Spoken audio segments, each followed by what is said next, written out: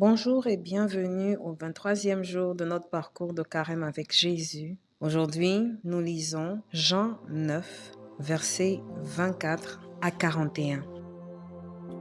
Les pharisiens appelèrent une seconde fois l'homme qui avait été aveugle et lui dirent: Dis la vérité devant Dieu. Nous savons que cet homme est un pécheur. Il répondit: Je ne sais pas s'il est pécheur ou non, mais je sais une chose, j'étais aveugle et maintenant je vois. Ils lui demandèrent: Que t'a-t-il fait? Comment a-t-il guéri tes yeux? Je vous l'ai déjà dit, répondit-il, mais vous ne m'avez pas écouté. Pourquoi voulez-vous me l'entendre dire encore une fois? Peut-être désirez-vous vous aussi devenir ses disciples? Ils l'injurièrent et dirent: C'est toi qui es disciple de cet homme. Nous sommes disciples de Moïse. Nous savons que Dieu a parlé à Moïse, mais lui, nous ne savons même pas d'où il vient. L'homme leur répondit: Voilà bien ce qui est étonnant. Vous ne savez pas d'où il vient, et pourtant il a guéri mes yeux. Nous savons que Dieu n'écoute pas les pécheurs, mais qu'il écoute tout être qui le respecte et obéit à sa volonté. On n'a jamais entendu dire que quelqu'un ait guéri les yeux d'une personne née aveugle. Si cet homme ne venait pas de Dieu, il ne pourrait rien faire. Ils lui répondirent: Tu es tout entier dans le péché depuis ta naissance, et tu veux nous faire la leçon? Et ils le chassèrent de la synagogue. Jésus apprit qu'ils l'avaient chassé. Il le rencontra et lui demanda: Crois-tu au Fils de l'homme? Dis-moi qui c'est, maître, répondit l'homme, pour que je puisse croire en lui. Jésus lui dit: Eh bien, tu le vois, c'est lui qui te parle maintenant. Je crois, Seigneur, dit l'homme, et il se mit à genoux devant Jésus. Jésus dit alors: Je suis venu dans ce monde pour qu'un jugement ait lieu, pour que les aveugles voient et que ceux qui voient deviennent aveugles.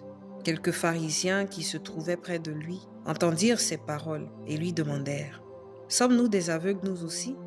Jésus leur répondit: Si vous étiez aveugles, vous ne seriez pas coupables. Mais comme vous dites: Nous voyons, vous restez coupables.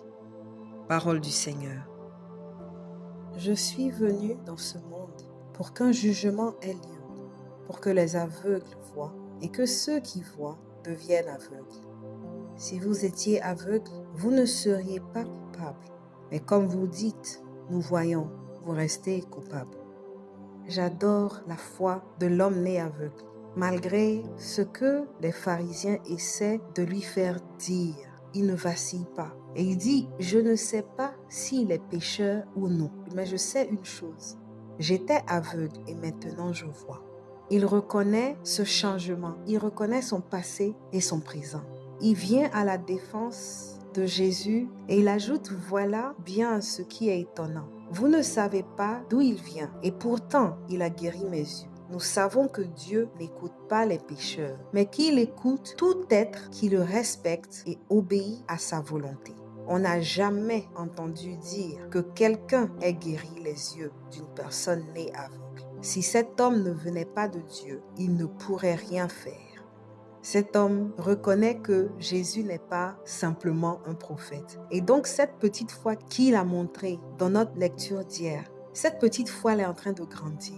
Et c'est ce que Dieu nous demande. Même si ta foi est aussi petite comme un grain de moutarde, il peut bouger des montagnes. Et j'aime le fait que Jésus a appris que les pharisiens l'avaient chassé de la synagogue. Et il est allé à la rencontre de cet homme encore.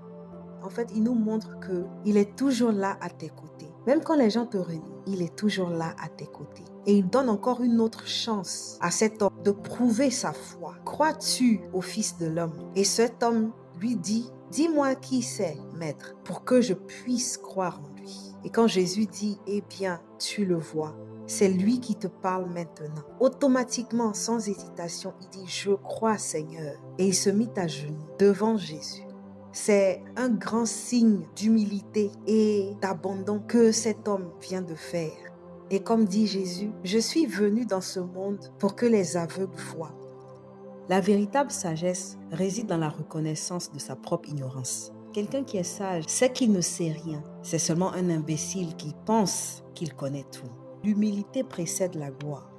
Dans cette marche avec Jésus, peu importe ton niveau, il faut toujours savoir reconnaître tes faiblesses, ta petitesse, ton ignorance. Parce que cet état d'esprit va te permettre de continuer à apprendre et à grandir spirituellement. Merci Seigneur de nous montrer encore une fois le chemin qui mène à la gloire. Seigneur, aide-moi durant ce parcours à reconnaître que je ne suis rien et je ne peux rien sans toi.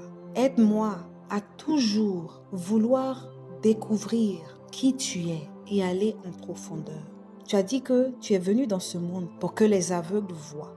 Seigneur, je ne prétends pas connaître tout et je sais que je ne connais pas tout. Seigneur, daigne regarder l'état de mon cœur, tout orgueil qu'il y a en moi et que je devienne petite, que je devienne aveugle à beaucoup de choses qui se passent autour de moi. Pour que toi, tu puisses me révéler la vérité, tu puisses faire briller sur mon chemin la lumière pour que je puisse te suivre davantage. Seigneur, je prie pour tous mes frères et sœurs qui font ce parcours vers la résurrection. Seigneur, que tu nous donnes un esprit d'humilité et que tu nous accordes ta sagesse.